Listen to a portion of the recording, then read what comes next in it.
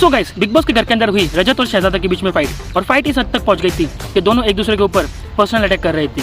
तो चलिए जानते हैं ऐसा क्या हुआ घर के अंदर। सो गाइस, कल नॉमिनेशन के टास्क के दौरान अविनाश और श्रुतिका की फाइट हो रही थी, जिसके बाद तो रजत कहने लगा कि अविनाश तो श्रुतिका के ऊपर ह्यूमिलेशन कर रहा है, जिसके बाद फिर शहजादा कहता है अगर बात अपने कैरेक्टर पे आए तो करनी पड़ती है, जिसके बाद तो रजत और शहजादा इन दोनों के बीच में फाइट हो जाती है। और रजत कहता है कि मैं तेरे से बात नहीं कर रहा तो तू क्यों बीच में बोल रहा है। तो शहजादा कहता है कि अगर मुझसे ऐसी बात करेगा तो मुझे भी तेरे से मजबूरन बात करनी होगी, और तू क्या बहुत बड़ा गुंडा है जो मैं तुझसे डरूंगा।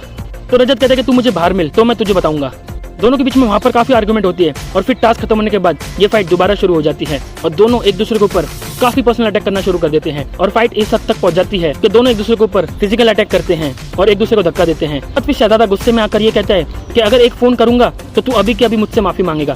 फिर रजत भी चिढ़कर ये कहता है कि अगर अब तेरा बाप भी आएगा तो भी मैं तेरे से माफी नहीं मांगूंगा। फिर शहजादा भी कहता है कि जिसके ऊपर तू उड़ता है ना वो मेरे भी दोस्त हैं, तो मैं भी तुझे दिखा दूंगा। गाइस, इस फाइट में रजत काफी अग्रेसिव हो जाता है और वो बार बार गुस्से में आकर काफी कुछ करने लग जाता है, और लिटरली इन दोनों के बीच की फाइट काफी अग्रेसिव होती है। और इस फाइट में शहजादा बार बार रजत को क्लैरिफाई कर रहा था, मगर फिर भी रजत उसकी बिल्कुल नहीं सुन रहा था, और वो अभी भी गुस्सा पकड़ के बैठा है।